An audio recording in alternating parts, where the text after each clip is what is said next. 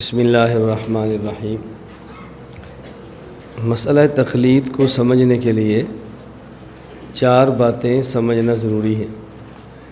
Number 1 تقلید کا معنی، نمبر 2 تقلید کے دلائل، نمبر 3 تقلید پر ہونے والے اعتراضات اور ان کے جوابات، نمبر 4 تقلید نہ کرنے کے نقصانات۔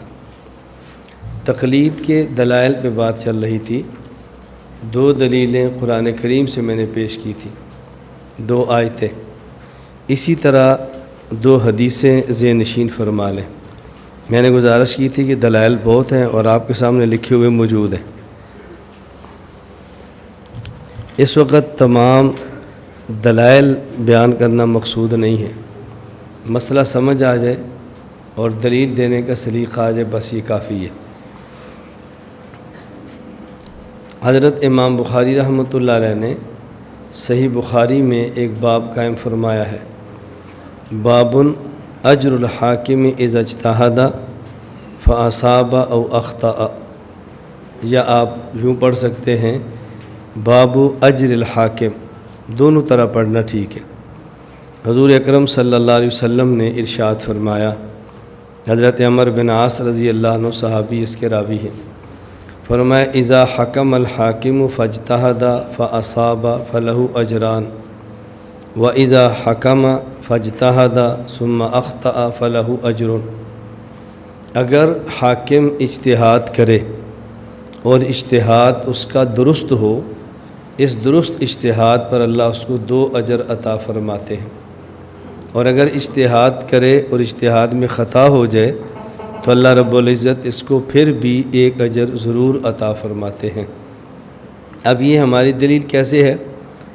اجتہاد کرنے والا ایک ہوتا ہے، فیصلہ کرنے والا ایک ہوتا ہے، اور فیصلے کو ماننے والے کئی ہوتے ہیں۔ تو ہر آدمی نے فیصلہ نہیں کرنا، فیصلہ ایک نے کرنا ہے۔ تو جس نے فیصلہ کرنا ہے اجتہاد بھی اسی نے کرنا ہے۔ تو ایک شخص فیصلہ کرنے کے لیے اجتہاد کرے گا اور باقی اس کو اجتہادی فیصلے کو مانیں گے۔ تو اگر اجتہادی فیصلے کو ماننے کی گنجائش نہ ہوتی تو اجتہاد کرنے کی بھی اجازت نہ ہوتی۔ اجتہاد کی اجازت دینا اس بات کی دلیل ہے کہ اجتہاد کرنا ٹھیک ہے اور مجتہد کی بات کو ماننا بھی ٹھیک ہے۔ اجتہاد تو کیا اس لیے جاتا ہے، تو اس سے صاف صاف ثابت ہو رہا ہے اجتہاد اس کے مقابلے میں تقلید ہے۔ جب اجتہاد ثابت ہوگا تقلید از خود ثابت ہو جائے گی۔ تقلید کے لیے مستقل کوئی دلیل یا الفاظ کی ضرورت نہیں ہے۔ کیوں؟ تقلید کہتے ہیں مسائل اجتہادیہ میں وہ شخص مجتہد کی بات مانے جو خود اجتہاد نہ کر سکتا ہو، اور یہ شخص اجتہاد کرتا ہے تاکہ لوگوں کے سامنے ایک نیا مسئلہ میں پیش کر سکوں۔ تو اجتہاد کرنا اس بات کی دلیل ہے، اجتہاد کے جواز کا ہونے اس بات کی دلیل ہے کہ تقلید بھی جائز ہے۔ میں اس لیے گزارش کر رہا ہوں کہ دلیل دینا اور دلیل سمجھانا سیکھیں کہ اس سے ہمارا مسئلہ ثابت کیسے ہوتا ہے۔ دلیل نمبر 2 سنن ابی داؤد میں روایت موجود ہے، باب اجتہاد الرأی فی القضاء، یا باب اجتہاد الرأی فی القضاء کے تحت حضرت معاذ رضی اللہ تعالی عنہ کو، معاذ بن جبل رضی اللہ تعالی عنہ کو نبی کریم صلی اللہ علیہ وسلم نے یمن کا عامل بنا کر بھیجا۔ اس وقت کا عامل عالم ہوتا تھا، عام شخص نہیں ہوتا تھا۔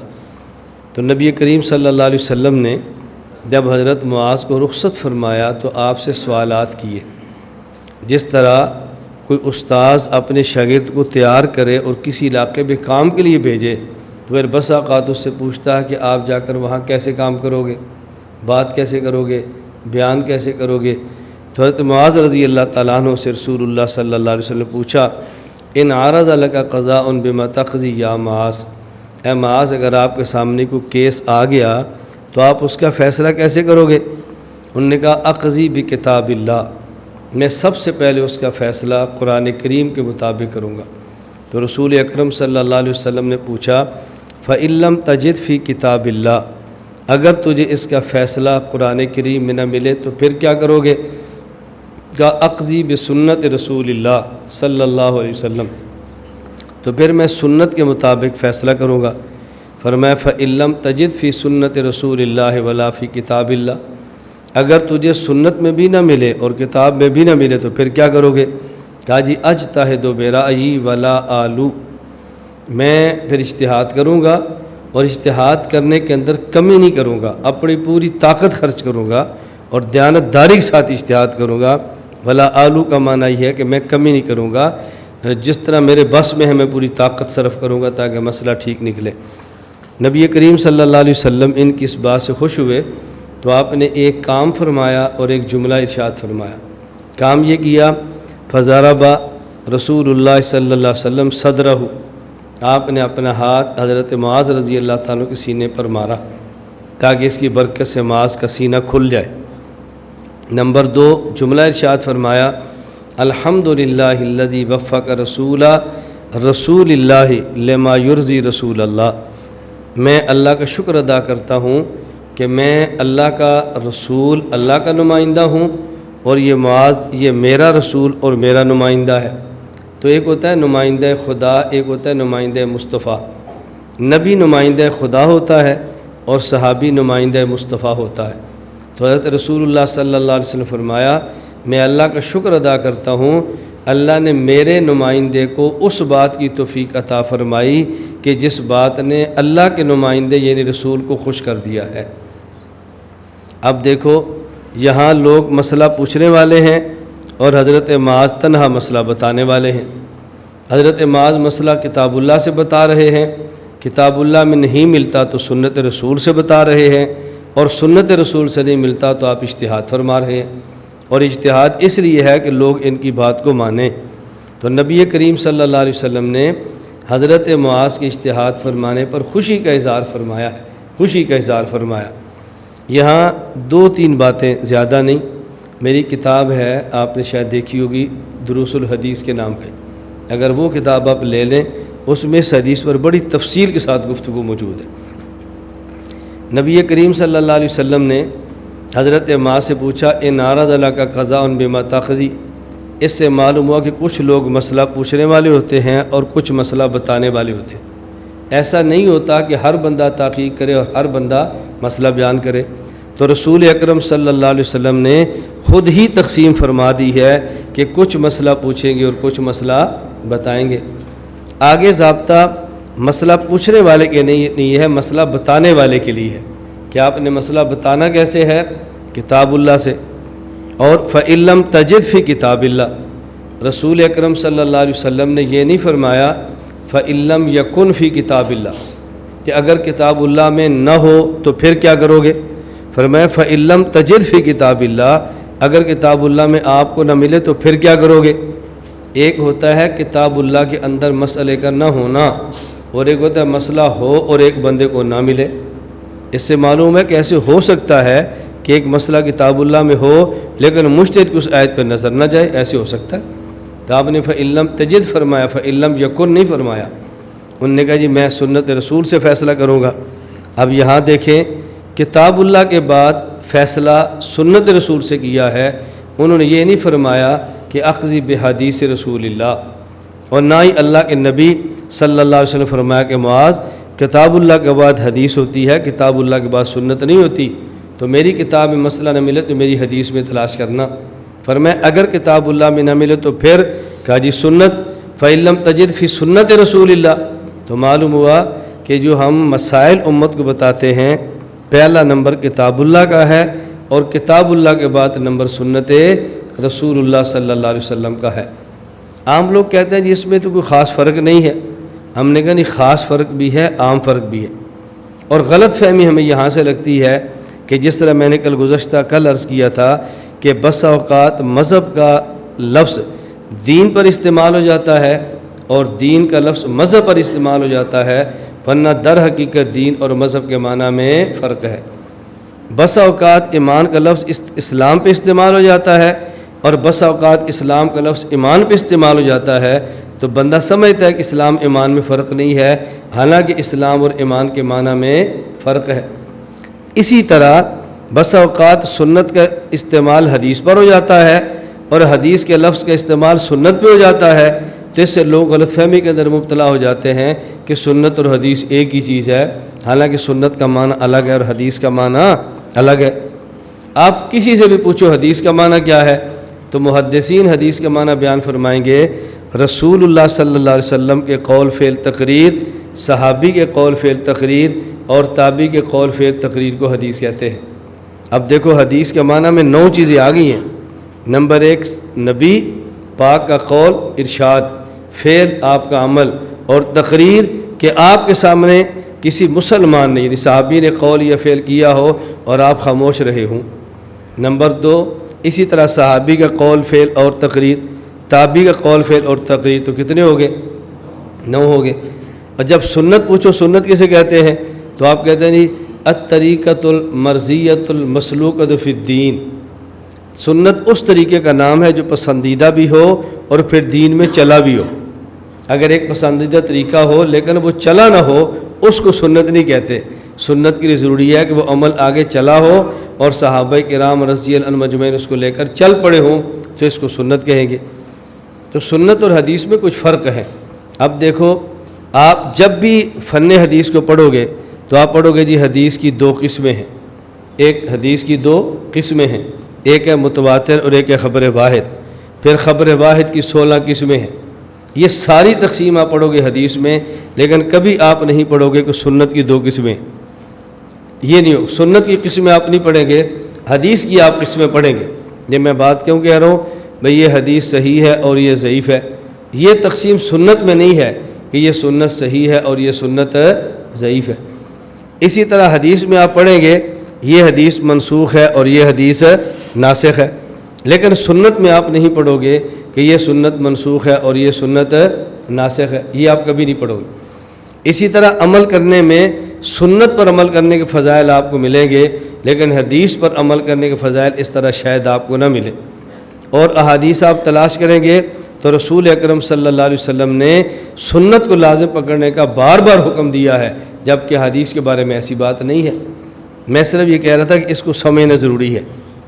اور یہاں ایک بات اور بھی ذہن نشین فرما لیں، جو شخص فن حدیث کو جانتا ہے نا وہ سمجھے گا کہ امام ابو حنیفہ کے اقوال کی حیثیت کیا ہے۔ کیوں؟ بنایا شرح ہدایہ میں ہے سئل مالک کم قال ابو حنیفہ فی الاسلام، کہ امام ابو حنیفہ رحمۃ اللہ علیہ نے کتنے مسئلے تھے جو تحریر کروائے ہیں، کتنے مسئلے ارشاد فرمائے ہیں۔ امام مالک فرماتے ہیں 60,000 60,000، یہ امام مالک فرما رہے ہیں۔ امام اعظم ابو حنیفہ نعمان بن ثابت تابعی ہیں، اور تابعی کے اقوال یہ احادیث ہوتے ہیں فن حدیث کی روشنی میں، اس لیے امام ابو حنیفہ کے اقوال کا انکار کرنا فن حدیث کی روشنی میں احادیث کا انکار کرنا ہے۔ تو جو امام صاحب کے اقوال کا انکار کرے وہ منکر حدیث تو ہو سکتا ہے، وہ اہل حدیث نہیں ہو سکتا۔ فن حدیث کی روشنی میں، فن حدیث کی روشنی میں یہ بات اچھی طرح سمجھنا۔ میں اس لیے گزارش کرتا ہوں کہ جب ہمیں اس فن کا تعلق، فن سے تعلق نہیں ہے اور فن کی اہمیت کا اندازہ نہیں ہے تو پھر ہمارا کام عام بندے کی سمجھ میں آ ہی نہیں سکتا۔ امام ابو حنیفہ کی بات کو نہیں مانا تو کیا ہوا؟ میں نے کہا کیا ہوا؟ حدیث کی تعریف بدل دو، پھر بتائیں گے کیا ہوا۔ شرح نخبہ بن حج عسقلانی نے یہی تعریف فرمائی ہے، امام طیبی نے شرح مشکات میں یہی تعریف فرمائی ہے، مقدمہ مشکات میں شیخ عبدالحق محدث دہلوی نے یہی تعریف فرمائی ہے، خیر الاصول میں مولانا خیر مجن رحمہ اللہ نے یہی تعریف فرمائی ہے۔ تو جب آپ حدیث کی تعریف یہ کریں گے نبی، صحابی اور تابعی کا قول فعل تقریر کو حدیث کہتے ہیں، تو امام ابو حنیفہ کے اقوال کا انکار کرنا یہ فن حدیث کی روشنی میں احادیث کا انکار کرنا ہے۔ کوئی بندہ حدیث کا انکار کر دے اور آپ کہتے تو مسئلہ کوئی نہیں ہے، یہ تو بات ہی کوئی نہیں ہے، یہ تو فتنہ ہی کوئی نہیں ہے۔ اگر حدیث کا انکار بھی فتنہ نہیں ہے تو پھر مجھے بتاؤ فتنہ کہتے کسے ہیں؟ ہمارے مشائخ اور اکابر کا کوئی بندہ مسلک نہیں مزاج چھوڑ دے تو آپ کہتے فتین ہے، اگر اکابر کے طرز انداز کو چھوڑ دے آپ کہتے فتین ہے، اور جو شخص اکابر کی طے شدہ مسائل کو چھوڑ دے مجھے بتائیں کہ وہ فتین کیوں نہیں ہے۔ میری گزارش سمجھ آ رہی ہے آپ؟ میں اس لیے اتنا لمبا سبق کر رہا ہوں کہ آپ کے اوپر یہ بات کھلے، آپ کے اوپر مسئلہ کھلے اور آپ کو اندازہ ہو کتنا بڑا فتنہ ہے جس کا تعاقب ہم کر رہے ہیں۔ ہم پاگل نہیں ہیں، اللہ نے ہمیں بھی فہم دی ہے، ہمارا بھی دل کرتا ہے کہ ایسے کام کریں جس پر لوگ کہ مولانا صاحب بہت اچھے ہیں، مولانا صاحب بہت شریف ہیں، مولانا صاحب بہت نیک ہیں۔ کس کا دل کرتا ہے کہ وہ اپنے بارے میں سنے کہ یہ بندہ ٹھیک نہیں ہے؟ لیکن ان بدنامیوں کی پرواہ نہ کرو، اللہ کو سامنے رکھو اور قیامت کے دن کا سامنے کے ضمیر سے فیصلہ کرو کہ قیامت کے دن کو جواب کیا دینا ہے۔ لوگ سمجھے مجھے محروم وقار و تمکین، لوگ سمجھے مجھے محروم وقار و تمکین، مگر وہ نہ سمجھے کہ میری بزم کے قابل نہ رہا۔ لوگوں کے سمجھنے سے کیا ہوتا ہے؟ کوئی اچھا سمجھے گا تو پھر بھی مرنا ہے، برا سمجھے گا تو پھر بھی مرنا ہے۔ کچھ لوگوں نے آپ کی مخالفت ہمیشہ کرنی ہے، یہ ہمیشہ یاد رکھ لیں۔ بس آپ جس کو ٹھیک سمجھتے ہیں اور دیانتاً ٹھیک سمجھتے ہیں، بس اللہ کے نام پہ اس کام کو لے کر چلتے رہیں، اللہ کی مدد اور نصرت آپ کے ساتھ ہوگی انشاءاللہ العزیز۔ خیر، میں نے یہ بڑی مختصر سی بات کی ہے، آپ اہل علم ہیں، آپ مزید اس پہ اچھی طرح غور فرما سکتے ہیں۔ تو امام ابو حنیفہ کے اقوال کا انکار کتنا بڑا فتنہ ہے، آپ کے ذہن میں آ گیا؟ یہ حدیث کا انکار ہے یا نہیں؟ بولو۔ اس پر ایک سوال ہے، اس کا میں جواب دے دیتا ہوں تاکہ کل کو آپ کو الجھن نہ اور آپ کی چٹ نہ لکھ مارو۔ میں نے کئی بار آپ سے کہا پہلے میری گفتگو پوری سنتے رہو، پھر بعد میں چٹیں لکھنا اور باتیں پوچھنا، درمیان سوال پیدا ہو تو اس کو ضبط کرو۔ حکیم علماء ثانی فرماتے ہیں مجھے ایک مسئلے پر سوال پیدا ہوا اور 32 سال تک اس کا جواب مجھے سمجھ نہیں آیا۔ مولانا جلال الدین رومی رحمہ اللہ کی مثنوی پڑھی اور جب یہ فلاں شعر پڑھا تو میرے اوپر مسئلہ کھل گیا۔ حکیم علماء تھانوی نے 32 سال برداشت کر لیا ہے، تم 10 دن بھی برداشت نہیں کرتے۔ یہ ذرا تھوڑا سا نا دل بڑا کرو۔ سوال آپ کے ذہن میں کیا آئے گا کہ اگر امام ابو حنیفہ رحمہ اللہ کے اقوال احادیث ہیں اور ان کا انکار کرنا انکار حدیث ہے تو منکر حدیث تو مسلمان نہیں ہوتا، تو پھر آپ لگاؤ نا فتویٰ کہ یہ مسلمان نہیں ہے۔ اگر آپ کے ذہن میں سوال نہ بھی آیا نا تو آپ کو اہل علم نے یہ بات ضرور کہنی ہے، یہ منکر حدیث ہے تو پھر بیٹا ان کو کافر کہو نا، پھر کیوں نہیں کہتے تم؟ منکر حدیث بھی کہتے ہو، کافر بھی نہیں کہتے۔ یہ جواب ذہن میں رکھ لو۔ پہلی بات یہ ہے ہم چھوٹے ہیں، بڑے نہیں ہیں۔ اگر کسی شخص کے بارے میں ہماری تحقیق آ جائے کہ یہ مسلم نہیں ہے اور ہمارے بڑے اس کو مسلمان مانتے رہیں، ہم اپنی تحقیق اپنے بڑوں کے جوتوں پر قربان کر دیں۔ ہمارے دلائل کہیں نا یہ بندہ مسلمان نہیں ہے اور ہمارے بڑے فرمائیں نہیں یہ مسلمان ہے، ہم اپنے دلائل چھوڑ دیں گے، بڑوں کی بات مانیں گے۔ ہم یہ تعویل کر لیں گے کہ ہماری دلیل میں کوئی سقم ہے جو ہمیں سمجھ میں نہیں آ رہا، ایک وقت آئے گا انشاءاللہ سمجھ بھی آ جائے گی۔ اور دوسرا جواب یہ ذہن نشین فرما لیں کہ جس حدیث کے انکار کو کفر کہتے ہیں وہ حدیث فنی نہیں ہے، اصطلاحی حدیث نہیں ہے، اس حدیث سے مراد حدیث رسول ہے۔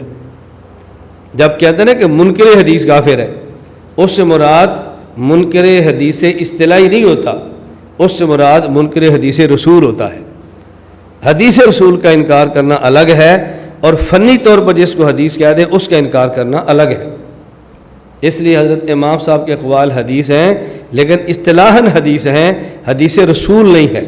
اور کفر حدیث رسول کا انکار ہے، ہر حدیث کا انکار کفر نہیں ہوتا۔ یہ بات آپ کو سمجھ آ گئی؟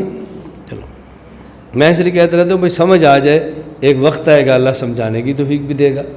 ایک بار آپ سمجھ جائیں اور کسی موقع پر اشکال ہوا، اعتراض ہوا، لوگ آپ کو بدلنا چاہیں نہیں بدل سکتے، کیونکہ آپ کہیں گے اس کا جواب استاد جی نے بتایا تھا لیکن مجھے یاد نہیں، لیکن جواب ہے ضرور۔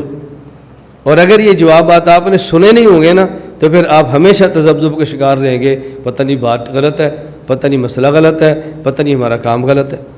میں یہاں پہ ایک جملہ عرض کیا کرتا ہوں کہ مدرسے کا فاسق طالب علم یونیورسٹی کے ولی اسٹوڈنٹ سے افضل ہوتا ہے۔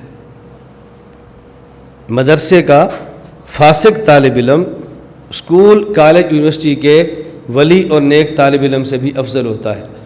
لوگوں کو تعجب ہوتا ہے جی کیوں؟ میں نے کہا اس کی وجہ سمجھو، اس وقت جتنے لوگ مرزائی ہو رہے ہیں یا اس وقت جتنے لوگ غیر مقلد ہو رہے ہیں، اگر 1000 بندہ خدا نخواستہ، اگر میں صرف تناسب بتانے کے لیے فیصد کے لیے کہہ رہا ہوں، اگر 1000 بندہ ہو نا بدلنے والا تو ان میں شاید ایک مدرسے کا طالب علم ہوگا اور 999 یونیورسٹی اور کالجوں کے ہوں گے۔ آخر اس کی وجہ کیا ہے؟ ایک کالج کا لڑکا ہے، وہ کیوں بدلتا ہے؟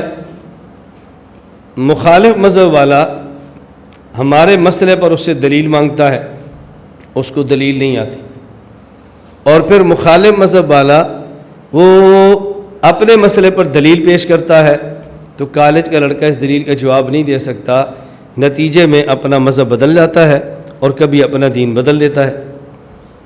مدرسے کا طالب علم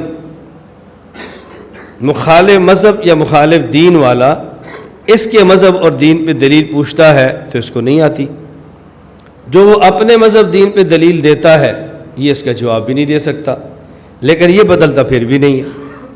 وجہ، کالج کا لڑکا سمجھتا ہے کہ اس مسئلے پر ہمارے پاس کوئی دلیل نہیں ہے اور ان کے پاس دلیل ہے۔ کیوں؟ اس لیے کہ اس نے کہیں دلائل پڑھے ہی نہیں تھے، دلائل سنے ہی نہیں تھے، وہ دلائل کی دنیا سے کبھی گزرا ہی نہیں ہے۔ اس کا ذہن یہ بنا ہے کہ جی اس مسئلے پر ہمارے پاس کوئی دلیل نہیں ہے، ان کے پاس دلیل ہے، اور بات جس کی دلیل کے مطابق ہو اس پر چلا جانا چاہیے، اور وہ دیانت کے ساتھ چلا جاتا ہے، خلوص نیت کے ساتھ چلا جاتا ہے، یہ نہیں کہ بک کر چلا گیا ہے۔ اور مدرسے کے طالب علم کیوں نہیں بدلتا؟ وہ چونکہ مدرسے کے ماحول سے گزرا ہوتا ہے، درس گاہوں میں دین اور مذہب پہ دلائل پڑے ہوتے ہیں، وہ بدلتا اس لیے نہیں ہے۔ جواب اس کے پاس بھی نہیں ہے، اس کے پاس اپنے مذہب اور دین پر دلیل بھی نہیں ہے، بدلتا کیوں نہیں ہے؟ وہ کہتا ہے اس مسئلے پر دلیل ہے، استاد جی نے درس گاہ میں بتائی تھی، لیکن میں نکما تھا، میں نے لکھی نہیں تھی، میں نکما تھا، میں نے یاد نہیں کی تھی۔ اور وہ کہتا ہے کہ دلیل ہے ہی نہیں، اور یہ کہتے ہیں دلیل ہے لیکن مجھے یاد نہیں ہے۔ دونوں میں کتنا فرق ہے؟ وہ جو کالج کا ولی ہے نا، اس کے گمراہ ہونے کے چانس بہت زیادہ ہوتے ہیں، اور یہ جو فاسق ہے نا مدرسے کے طالب علم، اس کے گمراہ ہونے کے چانس نہیں ہوتے۔ تو جس پر گمراہ ہونے کے چانس موجود ہوں وہ بہتر ہوتا ہے، یا جس پر گمراہ ہونے کے چانس نہ ہو وہ بہتر ہوتا ہے؟ اب آپ کو میرا جملہ سمجھ آیا؟ میں کیوں کہتا ہوں مدرسے کا درویش کالج کے ولی سے افضل ہے؟ میں بس اوقات عوام میں بیان کرتا ہوں، اور بعض اوقات بہت مشکل دلائل آ جاتے ہیں، اور وقتی طور پہ لوگوں کو چونکہ مزہ آ رہا ہوتا ہے، اس لیے سبحان اللہ مزہ آ رہا ہوتا ہے، اور میں سمجھتا ہوں ان کی دلیل سمجھ نہیں آ رہی، لیکن مزہ آ رہا ہے، چونکہ دلیل طاقت سے چل رہی ہے نا، طاقت سے وہ مزہ آ رہا ہے اس کو، وہ بہت خوش ہوتے ہیں۔ عام بندہ سمجھتا ہے کہ ان کو سمجھ آ رہی، میں سمجھ نہیں آ رہی، صرف میری دلیل، میرا سٹائل، میرے طرز سے یہ خوش ہو رہا ہے، اش اللہ مجمع اور سبحان اللہ کہہ رہا ہے۔ مجھے بعض بڑے علماء بعد میں فرماتے ہیں کہ مولانا صاحب اتنی مشکل دلیلیں آپ عوام کے سامنے کیوں لاتے ہو جو ان کی سطح سے بلند ہے؟ میں نے کہا میں سمجھتا ہوں ان کو میری فی الوقت کی دلیل سمجھ نہیں آ رہی، لیکن میں یہ بھی سمجھتا ہوں یہ کبھی گمراہ نہیں ہوں گے، یہ ہمیشہ کہیں گے اس مسئلے پہ دلائل ہیں، مولانا گمن نے فلاں جلسے میں دیے تھے، لیکن مجھے سمجھ نہیں آئے، مجھے یاد نہیں آئے، لیکن ہیں ضرور۔ ان کا یہ تو ذہن بن جائے نا کہ دلائل ہیں، یہ تو ذہن بنے نا۔ اور اس پر میں حکیم الامت تھانوی رحمہ اللہ کا ایک واقعہ پیش کیا کرتا ہوں، یہ واقعات یاد کیا کریں اور آپ پیش کیا کریں۔ حکیم الامت حضرت تھانوی رحمہ اللہ نے ایک مجلس میں ذرا علمی بیان فرما دیا، وہ علمی بیان زیادہ تھا۔ حضرت تھانوی رحمۃ اللہ علیہ کے بیان کے بعد مولوی صاحب ایک سٹیج پہ تشریف رکھتے تھے، تو انہیں بیان کو حضرت تھانوی سے کہ حضرت آپ نے اتنا مشکل آج بیان فرمایا ہے کہ یہ لوگ نہیں سمجھے، تو اس ایسے بیان کا عوام میں کرنے کا فائدہ کیا ہے؟ حضرت تھانوی رحمۃ اللہ علیہ فرمانے لگے مولوی صاحب اگر ان کو آج کا میرا بیان سمجھ آ گیا تو اچھا، نہیں سمجھ آیا تو بہت اچھا۔ مولوی صاحب کہنے لگے حضرت ہمیں تو آپ کا یہ جملہ بھی سمجھ نہیں آیا، کیا آج کا بیان سمجھ آ گیا تو اچھا، اور نہیں سمجھ آیا تو بہت اچھا، ہمیں تو آپ کا یہ جملہ بھی سمجھ میں نہیں آیا۔ اب حضرت تھانوی کو دیکھنا، اللہ اکبر۔ حکیم الامت تھانوی فرمانے لگے مولوی صاحب اگر آج کا میرا بیان سمجھ آ گیا تو اچھا، کہ جو مسئلہ میں سمجھانا چاہتا تھا عوام کو سمجھ آ گیا، اچھی بات ہے، اور اگر نہیں سمجھ آیا تو بہت اچھا۔ میں اس لیے کہتا ہوں عوام ہمیشہ گمراہ تب ہوتی ہے جب ان کے ذہن میں ہوتا ہے کہ ہمارے عالم کے پاس علم تھوڑا ہے اور فلاں مذہبی اسکالر کے پاس علم زیادہ ہے، ہمارے علماء کے پاس دلائل نہیں ہے اور فلاں فرقے کے پاس دلائل ہیں. آج کا مسئلہ تو ان کو سمجھ نہیں آیا، لیکن ان کا ذہن بن گیا کہ مولوی اشرف علی کتنا بڑا عالم ہے. ان کا ذہن بنا کہ مولوی اشرف علی کتنا بڑا عالم ہے کہ ہم اس کے دلائل سمجھ بھی نہیں سکتے. جب ان کے ذہن میں میرا علم آ گیا نا، اب یہ کبھی گمراہ نہیں ہوں گے. یہ کہیں گے جتنا بڑا عالم ہمارا ہے اتنا اس مذہب میں نہیں ہے،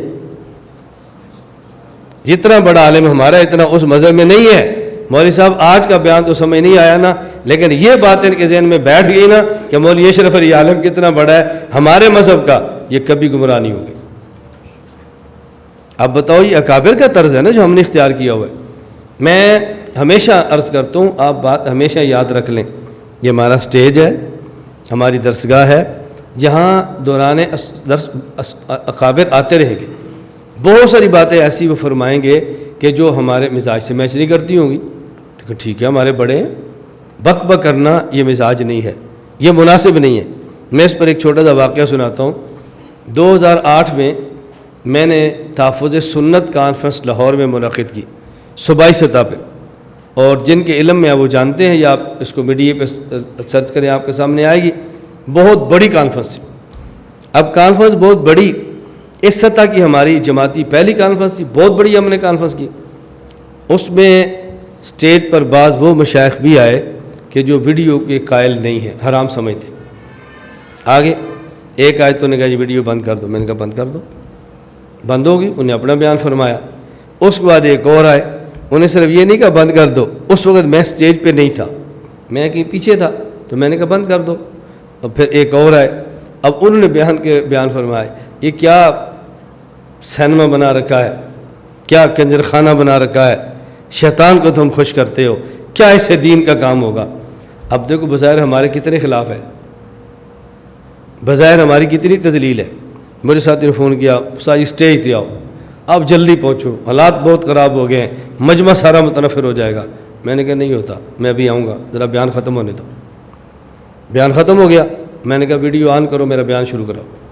میرا بیان آخر میں تھا، میں نے آخر کے بیان سے پہلے درمیان میں 5 منٹ بیان کیا. پھر میں نے کھل کر کہا، جیسے میں کہتا ہوں، میں کہتا ہوں اس پر ہمارے اکابر کی رائے سر بچشم قبول ہے، اور ہماری دلائل غیر، ہماری رائے بھی علم کے بغیر نہیں ہے. ہم ان کی بھی قدر کرتے ہیں، وہ ہماری بھی قدر کریں. وہ یوں کام کریں، ہم یوں کام کریں گے، وہ بھی درست ہیں، ہم بھی غلط نہیں ہیں. ہمارے ساتھ بھی فلاں فلاں مشائخ موجود ہے، آن کرو اور شروع کر دو. کھڑے ہو، بات ختم ہو گئی. کیوں؟ میں مخالفت نہیں کرتا، ٹھیک ہے، رائے ہے، رائے کا احترام کرنا چاہیے. میں کہتا ہوں جب ہم آپ کی رائے کا احترام کرتے ہیں تو آپ کی رائے بھی تو اجتہادی ہے نا. نہیں سمجھے؟ ہماری رائے کا بھی احترام کرو، ہماری بھی اجتہادی ہے نا. جب امام ابو حنیفہ رحمہ اللہ کے بارے میں ہم یہ رائے قائم کرتے ہیں، مذہب نا، یعنی مذہب نا سے مراد مذہب ابی حنیفہ ثواب یحتمل الخطا. اپنے بارے میں بھی ذہن بنا لیں کہ رائی ثواب یحتمل الخطا. جب یہ بنیاد بنا لیں گے لڑائی ختم ہو جائے گی. ہم نے چونکہ ایک فیصلہ ہی کیا ہوا ہے کہ ہم نے کام کرنا ہے، ہم اپنی رائے کو ٹھیک سمجھتے ہیں، خطا کا احتمال بھی ہے، دوسرے کو خطا سمجھتے ہیں، ثواب کا احتمال بھی ہے. اسی جھگڑا فساد نہیں ہوتا، کام تسلسل سے جاری رہتا ہے. اللہ پاک جو بات میں سمجھانا چاہتا ہوں، اللہ کرے وہ آپ کو سمجھ آ جائے، آپ کو سمجھ آ جائے. اللہ کا بہت بڑا شکر ہے. جس طرح حضرت صبح تشریف لائے تھے، اس پر میں کتنا خوش ہوں اس کا آپ کو نہیں اندازہ. مولانا گل نصیب صاحب کے آنے پر میں کتنا خوش ہوں اس کا آپ کو نہیں اندازہ. میں صرف یہ کہہ رہا ہوں، ایسے زیرک علماء کا یہاں آنا اور گفتگو اس دورے میں کرنا اس بات کی علامت ہے کہ اکابر اور ہمارے اب سمجھتے ہیں کہ یہ کس سطح پہ کام کر رہے ہیں، ان کے کام کا رخ کیسا ہے. وہ جو ہمارے میں غلط فہمیاں تھیں نا، وہ قربتوں سے دور ہوتی جا رہی ہیں، اور انشاءاللہ ثم انشاءاللہ اللہ نے چاہا تو ساری غلط فہمیاں دور ہو جائیں گی انشاءاللہ. خیر، میں یہ عرض کر رہا تھا، یہ 2-3 باتیں میں نے کی، بات پھر لمبی ہو گئی. تو یہاں حضرت معاذ نے فرمایا اجتہد برأیی، اگر مجھے سنت رسول میں بھی مسئلہ نہ ملا تو پھر میں اجتہاد کروں گا. صرف اجتہد نہیں فرمایا، اجتہد برأیی، اجتہد برأیی. یہ اجتہد برأیی آپ کو سمجھ آ گیا نا، تو اپنے امام پر ہونے والے سوالات ختم ہو جائیں گے. کیوں؟ لوگ کہتے ہیں کہ امام ابو حنیفہ کے بارے میں لکھا وہ صاحب الرائے تھا. صاحب کتاب نہیں تھا، صاحب سنت نہیں تھا، صاحب علم نہیں تھا، صاحب الرائے تھا۔ عقل سے بات کرتے، قیاس سے بات کرتے، قرآنی دلائل احادیث کے نہیں تھے، بس عقلی کام کرتے۔ ہم نے کہا نہ، تم صاحب الرائے کا معنی نہیں سمجھے۔ صاحب الرائے کا معنی ہوتا ہے ایک بندہ قرآن کریم پڑھتا ہے، ایک بندہ احادیث کا حافظ ہے، لیکن قرآن کریم اور احادیث سے استنباط کی صلاحیت نہیں رکھتا۔ یہ قرآن اور حدیث کو جاننے والا تو ہے لیکن صاحب الرائے نہیں ہے۔ اور جو شخص قرآن بھی جانتا ہو، حدیث پاک بھی جانتا ہو، پھر اس سے مسائل کا استنباط کر سکتا ہو، یہ صاحب الرائے ہے۔ امام ابو حنیفہ کے صاحب الرائے ہونے کا معنی یہ ہے اجتہد برائے، اجتہد برائے۔ تو حضرت معاذ صاحب رائے تھے کہ نہیں؟ صاحب رائے ہے نا، اجتہد برائے۔ اللہ کے نبی نے فرمایا تم برائے کیوں کہہ رہے ہو، تمہاری رائے کی کیا حیثیت ہے؟ اجتہد برائے۔ تو امام ابو حنیفہ کا صاحب الرائے ہونا یہ ایسے ہی ہے جیسے معاذ میں جبل فرماتے ہیں اجتہد برائے۔ مجتہد ہوتا ہی وہ ہے جو صاحب الرائے ہو۔ اب صاحب الرائے کا ایک معنی یہ ہے کہ قرآن کریم حدیث نہیں ہے، بس صرف عقل اور قیاس ہے، نہ۔ صاحب الرائے کا معنی یہ ہے قرآن حدیث موجود ہے اور ان سے مسائل کا استنباط کرنے میں وہ بندہ اپنی رائے بھی رکھتا ہے، اپنی رائے۔ اور یہ بات سمجھنا، صاحب الرائے کا ایک معنی لغت میں ہے اور صاحب الرائے کا ایک معنی عرف میں ہے۔ لغت میں صاحب الرائے کا معنی رائے رکھنے والا آدمی ہے، اور ہمارے عرف میں بہترین، مضبوط اور اچھا اور بڑا آدمی اس کو شمار کرتے ہیں جو صاحب الرائے ہو، اچھی رائے دے سکتا ہو، اچھی رائے دے سکتا ہو اور معاملہ فہم آدمی ہو۔ تو امام صاحب کے صاحب الرائے ہونے کا معنی یہ تھا کہ وہ تمام معاملات میں اچھی رائے دینے والے آدمی تھے، یہ نہیں تھا کہ قرآن حدیث کے مقابلے میں قیاس کرنے والے آدمی تھے۔ نبی کریم صلی اللہ علیہ وسلم نے فرمایا الحمدللہ الذی وفق رسول اللہ لما یرضی بہ رسولا۔ یہاں بات سمجھو، یہاں لفظ رسول دو بار استعمال آیا ہے، دو بار استعمال ہوا۔ الحمدللہ الذی وفق رسول اللہ، یہ جو دوسرا ہے نا رسول اللہ، یہ ہے مصطفیٰ، اور رسول اللہ یہ پہلا رسولہ، یہ ہے صحابی۔ یہ کون ہے؟ صحابی۔ تو دوسرا رسول اللہ یہ مصطفیٰ ہے جو نمائندہ خدا ہے، اور پہلا رسول یہ صحابی ہے جو نمائندہ مصطفیٰ ہے۔ تو رسول نمائندہ خدا ہوتا ہے اور صحابی نمائندہ مصطفیٰ ہوتا ہے۔ یہ حدیث نص ہے اس مسئلے پر۔ اگر اللہ کی بات سمجھنی ہو تو پھر رسول سے سمجھو، اور رسول کی بات سمجھنی تو پھر رسول کے صحابی سے سمجھو۔ یہ بات آپ کو سمجھ آ گئی؟ اب سمجھانا کتنا آسان ہے۔ لوگ ہمارے بارے میں غلط فہمی پیدا کرتے ہیں۔ غلط فہمی کیا ہے؟ کہ غیر مقلدین اپنی تقاریر میں کہتے ہیں اگر حنفیوں کے پاس جاؤ گے تو وہاں امام ابو حنیفہ ملے گا، ہمارے پاس آؤ گے تو تمہیں اللہ کے رسول ملیں گے صلی اللہ علیہ وسلم۔ حنفیوں کے پاس جاؤ گے تو وہاں تمہیں فقہ ملے گی، اور ہمارے پاس آؤ گے تو تمہیں حدیث ملے گی۔ اب بتاؤ تمہیں رسول اور حدیث چاہیے یا امام اور فقہ چاہیے؟ تو لوگ کیا کہیں گے؟ ہمیں رسول اور حدیث چاہیے۔ اب بندہ سلپ ہو جاتا ہے، تبدیل ہو جاتا ہے۔ میں بات سمجھاتا ہوں کہ نہیں، غیر مقلد غلط کہتے ہیں۔ اگر ان کے پاس جاؤ گے تو وہاں بھی اللہ کے رسول اور ان کی حدیث ہے، ہمارے پاس آؤ گے تو یہاں بھی اللہ کے رسول اور ان کی حدیث ہے۔ تو جب دونوں کے پاس رسول اور رسول کی حدیث ہے تو پھر تمہارا جھگڑا کیا ہے؟ تمہارا اختلاف کیا ہے؟ میں ایک سمجھاتا ہوں اور یہ بات آپ سمجھ کے آگے سمجھاؤ۔ ہم نے کہا بھئی اختلاف کیا ہے؟ غیر مقلدین بھی یہ بات تسلیم کرتے ہیں کہ پیغمبر کی بات پیغمبر کے صحابی سے لیں گے، صحابی نکال دے تو پیغمبر کی حدیث نہیں ملتی۔ اور ہم بھی یہ بات مانتے ہیں کہ رسول کی بات صحابی سے ملتی ہے، صحابی کو درمیان سے نکال دے تو رسول کی بات نہیں ملتی۔ فرق کیا ہے؟ ہمارا موقف یہ ہے کہ پیغمبر کی حدیث کا لفظ صحابی سے لیں گے اور پھر اس لفظ کا معنی بھی صحابی سے لیں گے۔ غیر مقلدین کہتے ہیں نہیں، پیغمبر کی حدیث کا لفظ ان کے صحابی سے لیں گے اور اس لفظ کا معنی وہابی سے لیں گے۔ لفظ کا معنی اگر صحابی دے تو ہمارا مسئلہ کیا ہے، اور لفظ کا معنی وہابی دے تو غیر مقلد کا مسئلہ کیا ہے؟ فرق یہ ہے اب تم نے کیا کرنا ہے، لفظ صحابی سے لے کے معنی صحابی سے لینا ہے تو ہمارے پاس آ جاؤ، اور لفظ صحابی سے لے کے معنی وہابی سے لینا تو ان کے پاس چلے جاؤ۔ آپ ذرا تقریر یوں کریں نا، اب عوام ادھر جائے گی؟ بتاؤ، نہیں جائے گی نا۔ اب سلپ ہوں گے، بھئی بات ہم نہیں سمجھاتے، سمجھانے کا سلیقہ ہمیں نہیں آتا، تو بتاؤ پھر قصور عوام کا کیا ہے؟ قصور ہمارا ہے نا، ہم پہلے سمجھتے نہیں ہیں، سمجھنے پھر سمجھاتے نہیں ہیں، اور اسی پر خوش ہوتے ہیں کہ تمہارے پاس کوئی نئے دلائل ہے۔ ہم نے بھی سیاستہ پڑھی ہے، ہم نے بھی درس نظامی پڑھا ہے، ہم نے تخصص میں افتاح کیا ہوا ہے، مرکز جا کر کیا کریں گے، کیا فائدہ ہوگا، کوئی نئی بات سمجھائیں گے۔ میرا ایک مرتبہ کوہاٹ علماء اجتماع میں بیان تھا، علماء کنونشن، بعد میں فارغ ہوئے تو کمرے میں بیٹھے تھے، تو آگے علماء جیسے چائے پر بیٹھے ہیں، ایک عالم تھا تو مجھے ان نے تعارف کرایا کہ ماشاءاللہ جوان ہے اور علم اور مطالعہ ان کا بہت وسیع اور بڑے تگڑے مدرس ہیں۔ میں نے کہا ان کو 1 سال میرے پاس لگائے۔ ان کو بہت تعجب ہوا، یار یہ اپنے علاوہ کسی کو سمجھتے ہی نہیں ہے، یہ اپنے علاوہ کسی کو سمجھ، جو ہمارے قریب نہیں ہے نا وہ کہتے ہیں اس میں فرعونیت ہے، اس میں کبر ہے، اس میں فلاں ہے۔ میں سنتا رہتا ہوں، اسے میں گھبراتا نہیں ہوں، ہم ان گفتگو کو انجوائے کرتے ہیں۔ چلو یار کوئی بات تو چل رہی ہے نا، کچھ تو علماء کو موضوع ملا ہوا ہے نا خوش ہونے کے لیے، خوش ہونے دو، لگانے دو کھپے، ہمارا کیا فرق پڑتا ہے۔ تو مجھے انہوں نے کہا، ان کو بہت تعجب ہوا، میں سمجھا کہ ان کو میرا جملہ اچھا نہیں لگا۔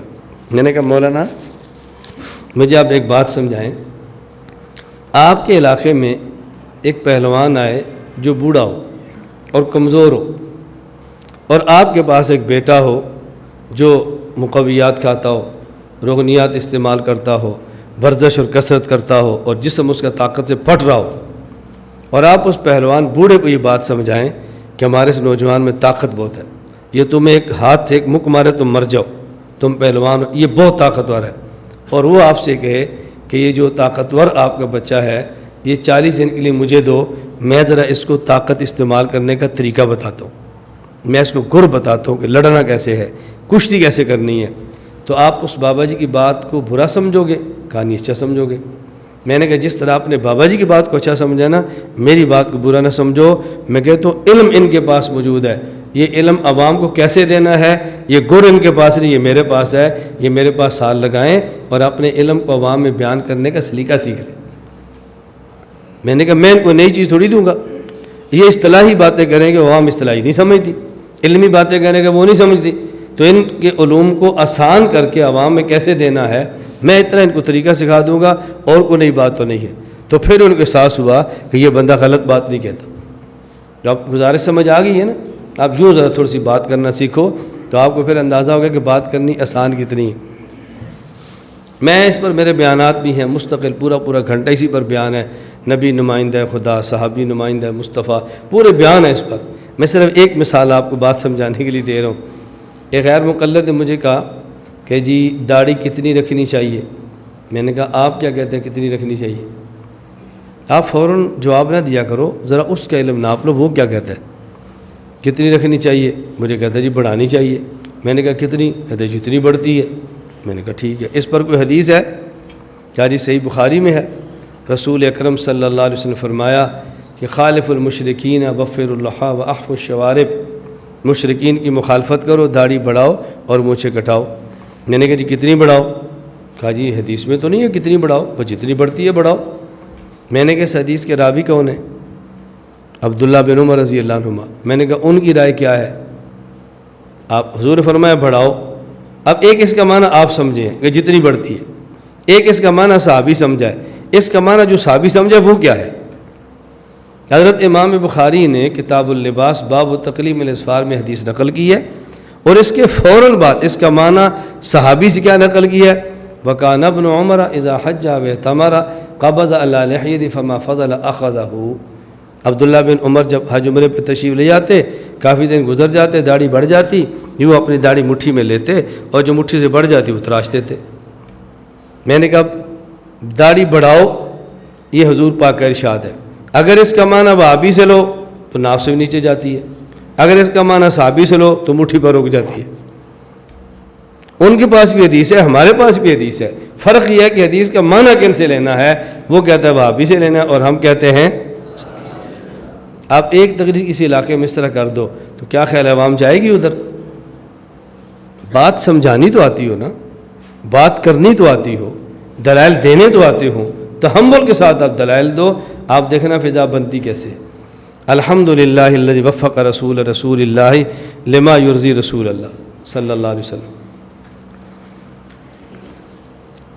جب حضرت معاذ نے فرمایا اجتہد برائیی، میں اجتہاد کروں گا، تو اس پر اللہ کے نبی صلی اللہ علیہ وسلم خوش ہوئے کہ ناراض ہوئے؟ خوش ہوئے۔ توجہ رکھنا ذرا، رسول اکرم صلی اللہ علیہ وسلم کے پاس ایک صحابی آئے، ایک شخص آئے، انہوں نے کہا میں نے اپنی بیوی کو 3 طلاق دے دی ہے۔ حضور خوش ہوئے کہ ناراض ہوئے؟ ناراض ہوئے۔ غیر مقلدین کی پہچان یاد رکھنا، ان کی پہچان 2 چیزیں، جس پر نبی ناراض ہوں یہ اس پر خوش ہوتے ہیں، اور جس پر حضور خوش ہوں اس پر ان کو تکلیف ہوتی ہے۔ دیکھو کیسا اہل حدیث ہے۔ ان کی پہچان 2 باتیں یاد رکھنا، جس بات پہ اللہ کے رسول خوش ہوں یہ اس سے پریشان ہوتے ہیں، اور جس سے رسول اللہ صلی اللہ علیہ وسلم پریشان ہوں نہ جس سے حضور خوش ہوں یہ اس سے پریشان ہوتے ہیں، اور جس سے اللہ کے نبی ناراض ہوں اس پر یہ خوش ہوتے ہیں۔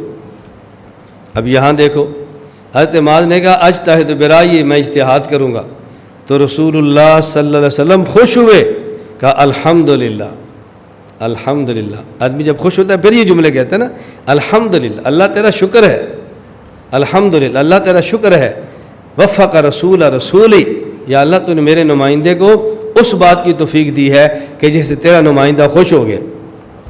اور آپ ان کے سامنے کسی مجتہد کا تذکرہ کرو تو پھر ان کا چہرہ دیکھنا۔ تو رسول اللہ صلی اللہ علیہ وسلم کے سامنے مجتہد نے اجتہاد کی بات کی ہے تو خوش ہو گئے ہیں، اور ان کے سامنے اجتہاد کی بات کرو تو ناراض ہو جاتے ہیں۔ رسول اکرم صلی اللہ علیہ وسلم تشریف فرما ہے تو ایک شخص نے آ کر کہ یا رسول اللہ میں نے اپنی گھر والی کو اکٹھی 3 طلاق دی ہے۔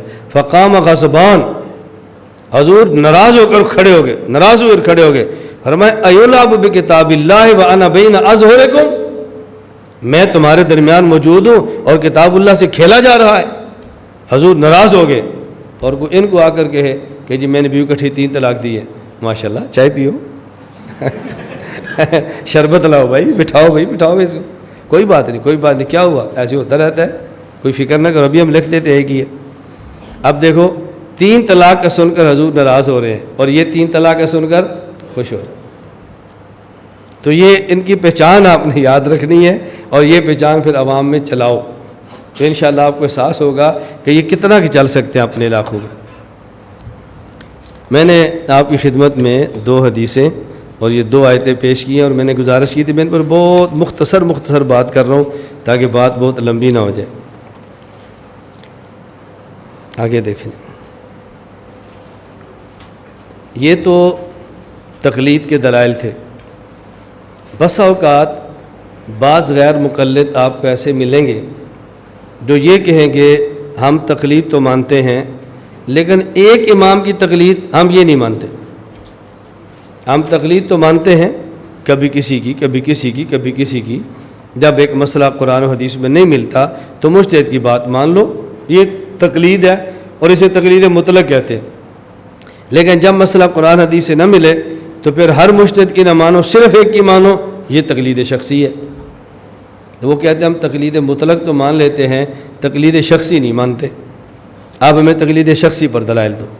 یہ بات تو ہمیں سمجھ آتی ہے کہ اگر ایک مسئلہ قرآن میں نہ ملے، حدیث میں نہ ملے، تو پھر ہم اس مسئلے میں کسی مجتہد کی بات کو مان لیں، وہ ہم بھی مانتے ہیں، ٹھیک ہے۔ لیکن کسی خاص مجتہد کی بات مانو، ہمیشہ ایک ہی کی بات مانو، دوسرے کی نہ مانو، ایک ہی پکا امام رکھو جس کو تقلید شخصی کہتے ہیں، آپ اس پر ہمیں قائل کرو۔ اس لیے ہم کہتے ہیں ایک ہے تقلید مطلق اور ایک ہے تقلید شخصی۔ تقلید مطلق کے دلائل آپ کے پاس آئے ہیں، تقلید شخصی کے دلائل ذہن نشین فرمائیں۔ نمبر 1، قرآن کریم سورہ لقمان آیت نمبر 15، وَاتَّبِعْ سَبِيلَ مَنْ أَنَابَ إِلَيَّ، یہ من ہے۔ من کا اطلاق پوری جماعت پر نہیں، فرد پر بھی ہوتا ہے، وَاتَّبِعْ سَبِيلَ۔ اور یہاں من سے مراد کیا ہے؟ ایک روایت ہے ابو بکر صدیق رضی اللہ تعالیٰ عنہ، اس آیت کا معنی کیا ہے؟